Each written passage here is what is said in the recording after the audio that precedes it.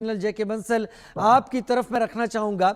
ऐसा लग रहा है मेजर जनरल जेके बंसल, मेरा नहीं, जो लोग वॉर को, जो लोग इन टर्म्स को समझते नहीं हैं, जो लोग डिप्लोमेसी को समझते नहीं हैं, ऐसे लोग बहुत बड़ी तादाद में होते हैं। शायद 2-3% लोग ही बहुत बेहतर तरीके से डिप्लोमेसी और इन इक्वेशन को समझते हैं। बाकी सब लोग उसी तरीके से देखते हैं जिस तरीके से चीजें आ रही होती हैं।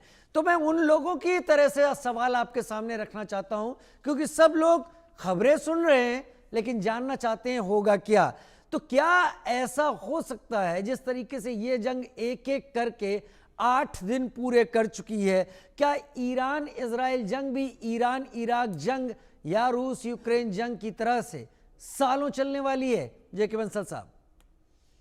राजीव जी नमस्कार। बहुत नमस्कार ही सर। बेहतरीन प्रश्न आपने पूछा है ये। मुझे नहीं लगता कि ये वार इतनी लंबी चलेगी, क्योंकि उसका कारण ये है कि दोनों ही देश बड़े इंटेंसिटी से लड़ रहे हैं। और जिसका इरादा या जिसको कभी सोचा नहीं था इसराइल ने, तो इसराइल के ऊपर भी काफी अटैक हो रहे हैं।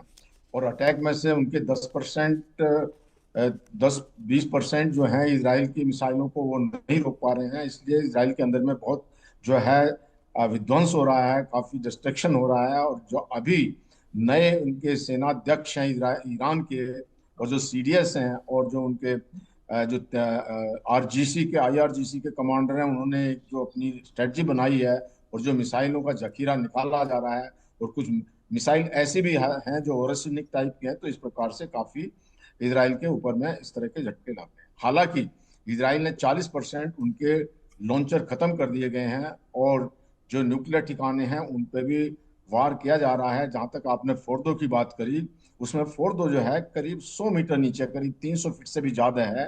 और जो GBU-57 है, ये करीब 200 फीट तक जा सकता है। तो इसलिए उसको भी एक पूरा ये पक्का नहीं है कि वो कर पाएगा। हालांकि जो अभी इसराइल ने इस बात का सोच लिया है कि हम वहाँ कमांडो भेजेंगे और उनको खत्म करना है। तो ये युद्ध इसलिए ज्यादा देर तक नहीं चलेगा, क्योंकि अभी जो ईरान के पास में, अगर दोनों की शक्तियां कमजोर हो जाएंगी, लेकिन अगर इसराइल के साथ में अमेरिका खड़ा हो जाता है तो उसका पलड़ा भारी हो जाएगा। लेकिन ईरान को हालांकि बयानात आ रहे हैं, रूस से भी आ रहे हैं और चीन से भी आ रहे हैं कि वो उसको सपोर्ट करेंगे। ग्राउंड पे कोई सपोर्ट नहीं कर पाएगा, क्योंकि रूस जो है वो फंसा हुआ है यूक्रेन के अंदर में। तो कोई ऐसा युद्ध की सामग्री या युद्ध के हथियार नहीं भेज सकता।